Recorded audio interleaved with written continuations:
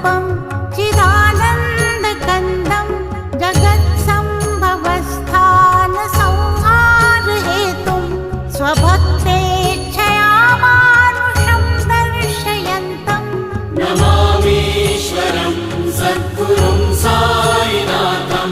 भवद्ध्वान्तविध्वंसमार्तण्डमीड्यं